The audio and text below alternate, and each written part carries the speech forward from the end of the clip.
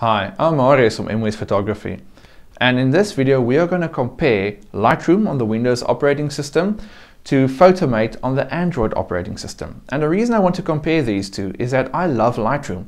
It's fast, it's user-friendly, it handles your RAW files perfectly, and if you're serious about your photography, I can most probably guarantee you're already using Lightroom.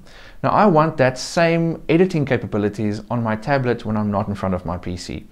So I'll be using the Nexus 7 running Android 4.2.2, and I'll be comparing Lightroom and Photomate to see if Photomate can be your solution to Lightroom on a tablet. Now I don't want to make this video 10 hours long, so I'm going to go very quickly over the settings. It's going to be very rough editing. I'm going to leave a lot out because I don't want this video to be longer than an entire season of The Big Bang Theory. So we are going to look at sorting our images in Lightroom, and then we're going to do it on Photomate, and then we're going to edit our images on Lightroom and then on Photomate, and then finally we're going to export our final product on Lightroom and then on Photomate. I've now got Lightroom open and I've got a bunch of images here in a folder. Now the first thing that we need to do is to select the images that we want to work on. And the reason for that is I've only got 5 images in this folder, but imagine we had 500. If I don't want to delete anything and I only want to work on a specific bunch of images, the best will be to just select them, rate them, and then tell the program to only show those images. Now it's very easy to do. At the moment I've got a grid view here of my images. I'm just going to double click on the first one. It gives me a much larger view. Now at the bottom you'll see here a star rating system. Now if I want to now give this image a 5-star rating, as this is one of the images I want to work on, I can just go here and click on 5-star. Now I love to work with 5 stars, so I'm going to use everything I want to edit. I'm going to give a 5-star. If I don't want to edit, I'm just going to give it a rating of 0 and it just jumps to the next image. And you'll notice the bottom here, we've already given this image a rating, it automatically jumped to the next one. So this one I'm going to use a keyboard shortcut which will be 0.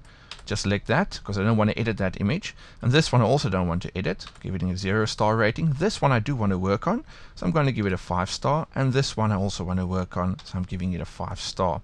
Now at the moment you can see I've still got all 5 images here, so I need to turn the filtering on. So if I go here in the corner right here and I select rated, you'll notice I'm only seeing those 3 images here, and it tells me 3 of 5 photos. So maybe you had 500 images, but you only selected maybe 30. Now to see all the images again, you just go back here to rated and just turn the filtering off, and you can see all 5 images again. I'm going to turn the filtering on because we're going to use it like this. So now that we've selected it in Lightroom, as you can see it's very easy to do. We need to do the exact same stuff or the exact same steps in Photomate. Now open Photomate on my Nexus 7, and as you can see I've got the exact same images in the folder.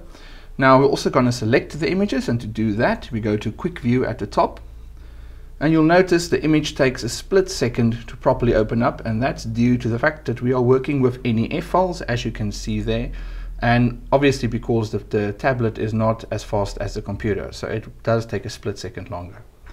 Right, so first this image we are going to work on. So as at the top you can see the star rating system, so I'm going to select a 5-star. Then I can either use this at the bottom and click on it like that, or select that image, or I can just slide it like this and it's going to go to the next image. Now I don't want this image, I don't need to do anything, I just go to the next one. And this image I do once, so I'm going to give it a 5-star, go to the next image, and then also give it a 5-star. Once that is done, I just select back here, I go back to the folder, and now I need to turn the filter on. And at the top here you can see filter, so I'm going to select on, and you'll see also only those 3 images that we've selected as 5 stars, only those are opening up. Now very nice thing about Photomate is the way you can customize your filtering is very easy. Just use that little spanner icon right there, and it takes you to this menu which has got a lot of options where you can filter, as you can see, by date, label, star rating. You can choose exactly the way you want to filter, which is very nice. I'm just going to go back. So now that we've got our images, we are going to go back to Lightroom and we are going to look at the editing process in Lightroom. Now that we are ready to edit our images, we have to change from the library to the develop module. As you can see, all the settings here will now change the moment I jump over. Now in the develop module we can see we've got our cropping, we've got our white balance selection, we've got our exposure, recovery, full light blacks, clarity, vibrance, we've got our curves adjustment right here, we've got our HSL panel, which is also a panel I use a lot. We've got our sharpening, noise reduction, we've got vignetting, everything in one easy to use panel. And you can also hide them, make them smaller if there's too much information here. So very easy to use. So if I take this image now, the first thing I think that I want to do here is to do a slight curves adjustment. So I'm going to go here to curves, and I'm going to create a small little S curve right there. And then I'm going to go here to the full light. I'm going to add a little bit of full light, and then I'm going to add some of the blacks. Now to see the before and after, I can just use the backslash, and when I press the backslash I can see the before, and there I can see the after. Or you can use Tab and Y. Tab will take the sidebars away, and Y will show the before and after next to each other. So that's two ways you can look at it. So now I'm going to go and I'm going to add some of the HSL settings here. I'm going to go to luminance. Then I can control the blue, so I can either make the blue a darker blue or I can make it a much brighter blue. So I'm going to make it a little brighter. I'm going to go to the reds. I'm going to make the reds a little darker. You can see when I take the red slide, you'll notice the color there in the sky. If I go to the plus side, you can see it goes lighter, and I go to the minus side, you can see it goes darker. So I'm controlling the luminance, the brightness values of the colors. The same I can do with the orange. There's the orange very dark and very washed out. So I'm just going to make it slightly to the minus side. And then if you look at our before and after, that is the result that we've got. Very easy. Now I'm going to go to the cropping tool, as I want to crop a bit of this bottom section away. So I'm just going to drag this up like this, so that we create more of a panorama image. So there we go, that one's done. So if I go to the second image, I'm also going to start with the curves. I love to always give the image just a little bit of a S curve. And then on this one, I think I'm going to slightly warm it up with the white balance. And then I'm going to again add a little bit of the full light blacks. There's some water here, so I think I'm going to go with the recovery. And as you can see, when I use the recovery slider, I'm bringing some information back there in the highlights. So I think I'm going to go with that. Now I can go to my saturation. I can decide, do I want to make it really saturated? Sometimes it looks a bit unnatural. Maybe just add a little bit. I also like to use the vibrance slider. Maybe a little bit of that. Add some clarity. And then again I'm going to go to the HSL panel. We're not really doing the sharpening and the noise reduction. It's going to make this video terribly long. So I can now control the greens here. So if I take the green down, you can see the green becomes much darker, where I can make it much more like a neon green. I think I'm going to go to say about there. And I think if we control the orange, we're going to control the colors in the rock, the brightness values. So we can decide either darker or brighter. I'm thinking of going with the brighter one. The same with the red. We can control the color right there. I think I'm going to go like that.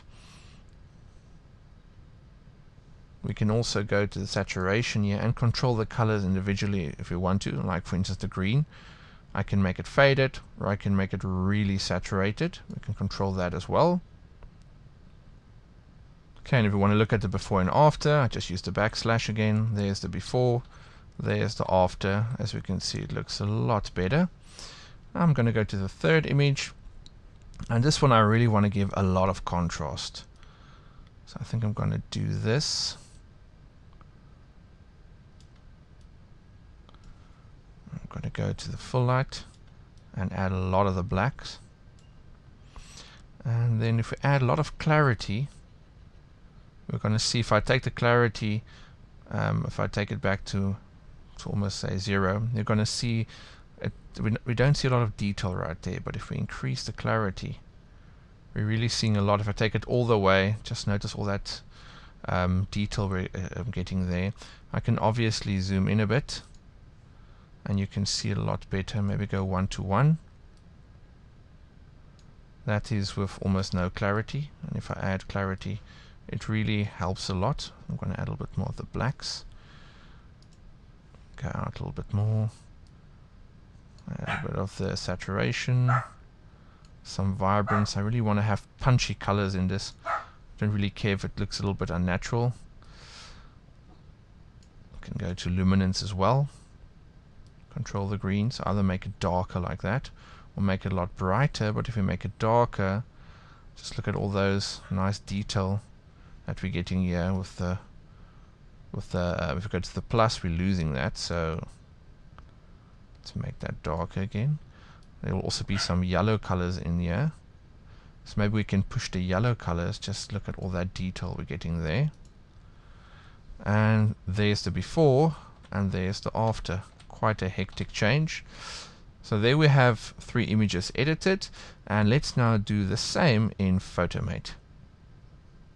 Now before we start to edit our images, I just want to stress a very important point. You'll notice that I'm using .nef files, and that's the Nikon RAW format. Now if you've already used some other applications on the Android operating system, you'll notice that they allow you a lot of the times to view the raw files. The only problem is you're most of the times only seeing the embedded JPEG files, so you're not really seeing the real encoded raw data. So it doesn't really make any sense to use the raw format if you can't really use the actual information. Now Photomate does allow you to encode the actual raw data, which is awesome. You will just have to install the extra extension, which can be bought on the Play Store, and that will allow you to open the actual raw files. This will obviously make the application load a little longer, because it's not just opening a JPEG, it's reading and encoding the actual information, and it's improved drastically through the past few releases. The amount of time it takes to open the files, it's really impressive how fast it is now. So I'm going to select the first image. I'm going to get this option. I'm going to go to developing, and that's going to be the same as the develop module on Lightroom. Now Lightroom put these images at the bottom, where Photomate puts them to the side here, which works perfectly fine. You've got a very nice view of your screen. At the top there you can see the crop icon, a reset icon that allows you to reset everything that you're doing. So if you don't like the editing of this image, you can just reset and start from the beginning again. And you can save the file at any time or at any point during the editing. If you want to save it, you can do that as well. And you've also got exposure marker, which will allow you to see your over and underexposed areas in your image. And you've also got an option here to turn on a histogram, and you can also see the RGB histogram if you want to as well. For instance, you can go to individual, and that's going to give you all 3 histograms. I'm just going to turn that off, so we've got a little bit more real estate right here. Now, as I said previously, I cannot go into detail on every option on this menu. It's going to take too long, so it's going to be a very quick edit. Might not be perfect, but it will get the result there, so you can see exactly what's going to happen. Another important point is that obviously all these sliders, which look very similar to Lightroom, doesn't have the same algorithms. So you will find that maybe +1 on Lightroom is going to be different +1 on this. So it's going to be different, but you're going to get to the same result in the end. So if you look to this side right here, we've got EXIF data at the top, which is very nicely placed. Then you've got your white balance, you've got brightness, exposure, contrast, recovery, fill light, blacks. You've got all the stuff as with Lightroom. You've got clarity, vibrance, saturation, you've got lens correction, you've got vignetting if you want to add that. You've got sharpness, noise reduction, color noise reduction. You've got your color adjustment. If you open that up, you're going to see the same HSL, which I love to use in Lightroom. You've got that same options right here. Then very nice, you've got your before and after. I'll show you how that works. And you've got your back and forward. So that's the same as the history in Photoshop. So you can, for instance, if you made 2 or 3 steps you don't like, you can just go back. And if you actually thought that the steps were actually pretty cool, you can just go forward again. So it's very easy to use. You've also got curves right here. That allows you to do a curves adjustment. If you open it up, it's going to look like that. We're going to use it soon. And then also save as template and load template. That's the same as the syncing settings in Lightroom. So you can save the settings of a specific image and sync it across to a different image. Right, so let's edit these 3 images. I'm going to start by doing a curves adjustment. And I like that the curves is so nice and big on the screen. I really enjoy that. Because as a touchscreen, it would be tricky to do this if it was like such a small little option to the side. So I actually like this larger view. Okay, now I'm done with the curves. I'm just going to close the curves by just tapping on it again. And it's non-destructive. If I choose it again, I can see exactly what I did, which is very nice because the application saves XMP files. So you're not really doing anything to your image, which is awesome. Right, so now I can, for instance, go and say, right, I maybe want to add some full light to this. So just to make it a little bit brighter. And then I can add a little bit more of the blacks, give it some nice contrast. I am going to crop this section out at the bottom. So I think I might just do that now. I'm going to go to crop. Now, very nice. If you want to rotate the image, very easy to do. You can just hold 2 fingers on it and you can just rotate it like this. So if you think that the image might be a little skew, then you can rotate it. I think that looks straight for me now because I'm actually looking to this from the side of the screen. I'm not looking from the top. That's what the camera is doing. So that looks straight from where I'm looking. You'll also notice here you've got these sliders, so I can choose my crop by doing this, or which is actually much better, you just go to the sides and you do it like this. So if I want to create a panorama from this, I can just do that, cut that section away, maybe make it a little smaller at the top, and then I can also put a grid on if I want to. That I can actually use to see if it's straight, and if I actually look at that, it doesn't look that straight at all. So maybe I must just fine tune it a little, and then we can try again. I think I'm just going to leave it like that because it's tricky for me to see exactly how straight it is from where I'm sitting now in front of the tablet. Okay, so I'm going to leave it like that, if it's right or not. You can also constrain it to different proportions if you want to. Very straightforward to use.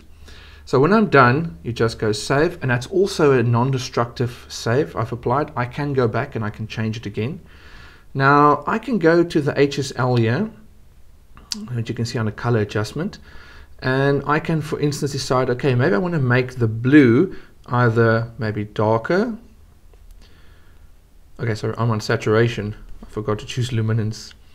I can go and make the blue maybe darker like that, or I can decide to make it lighter. And I think for this one I'm going to make it lighter, and then I'm going to go to my orange. I'm going to make that a little brighter. I think that looks very nice. So now I can look at my before and after, and I really enjoy the before and after because I can do that and I can view it from this side, or I can choose it like that, and I can see the difference. If you look at that section, and if I switch the original, you can see at the top it says the original. I can flip it around the original side and I can look what the editing looks like. I've also got the option here to choose different blocks, like for instance that or that. Very user friendly.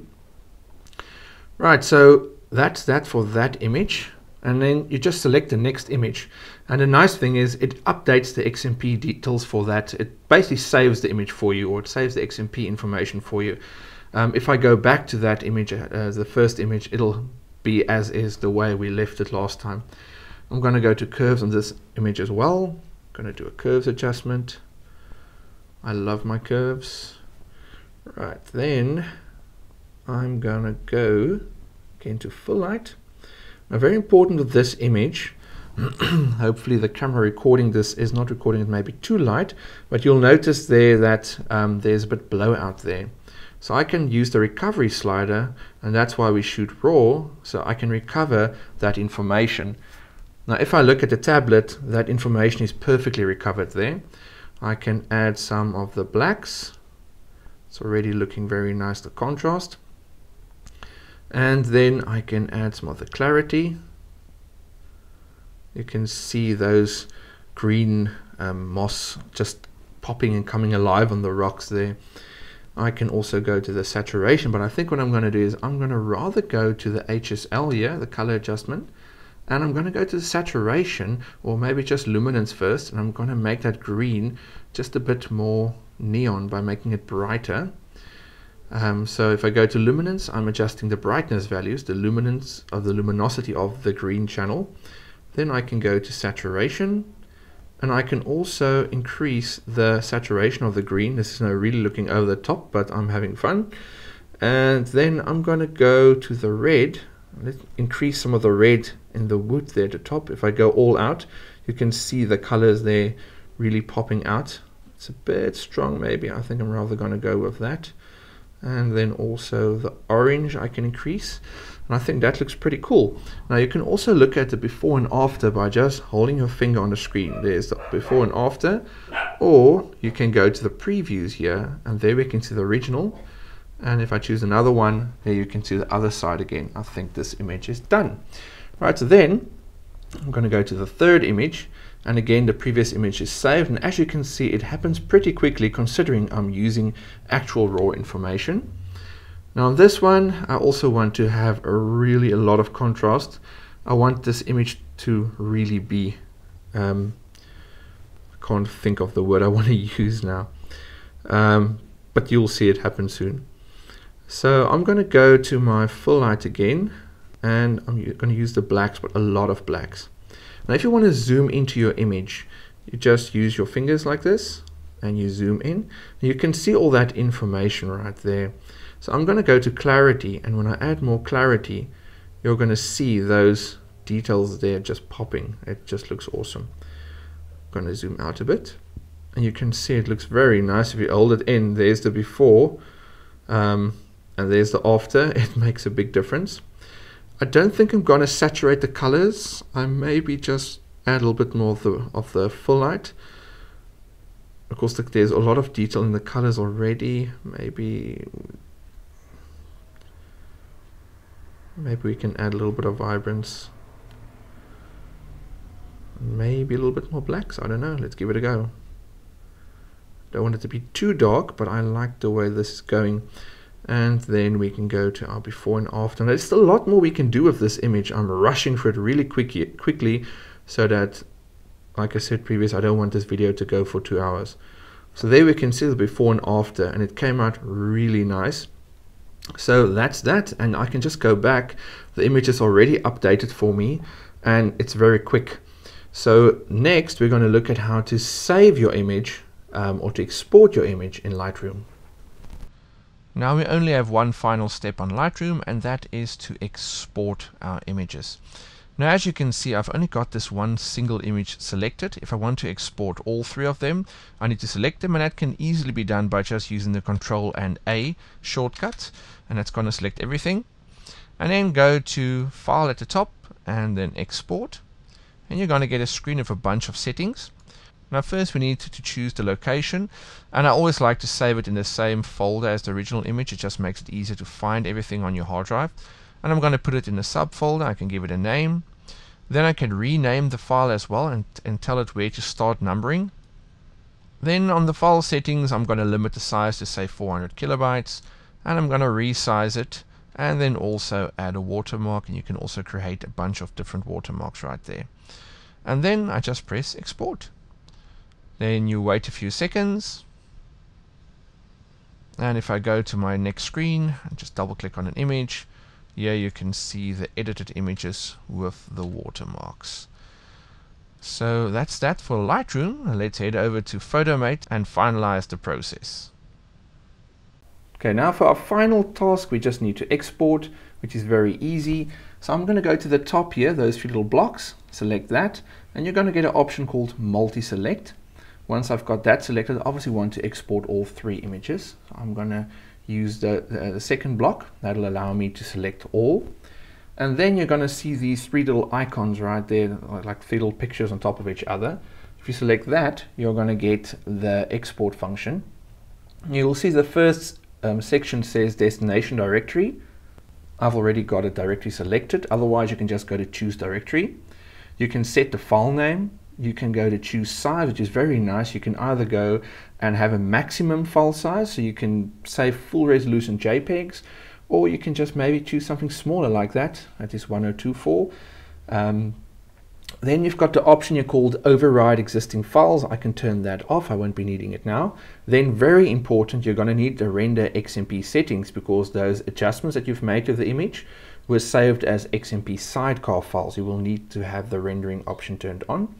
I can have the EXIF information copied over to the JPEG, and then also a render watermark. A very nice feature that I haven't showed in this video is the dynamic watermarks, which the watermark actually adjusts to the size of the image. I'm just going to put a normal watermark, the same as with the Lightroom one. Then I've got an option here where I can say convert to JPEG. That's basically the one you're going to use most of the time. And then the output format, which is very nice. You can also select between JPEG, TIFF or PNG. And then you've got your export quality, which is just a slider which you can use. I'm going to save it as the highest quality. And then very easy, you just go start now. And what I also like is it displays everything you can see when it's opening up an image and what it's doing. Now it takes a few seconds for the thing to run. You need to keep in mind it's not like a i7 with 32 gigs RAM. It's just a tablet, but I think this is definitely fast enough. And then when it's done, you can see the folder is empty, which now looks weird. So I'm just turning off the filter, because remember the files are filtered at the moment, or at least these ones aren't filtered. So I need to turn the filtering off at the top, and there we can see our images. So when I click on the image and I go to full screen, you can see the watermark is there in the corner. So now I'm just going to go back, and then we're done. So Photomate really makes it very easy to do this process. So that's that for this video, and I think you'll agree with me that Photomate brings that Lightroom experience to the Android operating system. If you want to know more about Photomate, you can have a look at the Photomate website for some more what's new information and just general stuff about the program. So that's all from me, and I'll see you in the next video. Bye.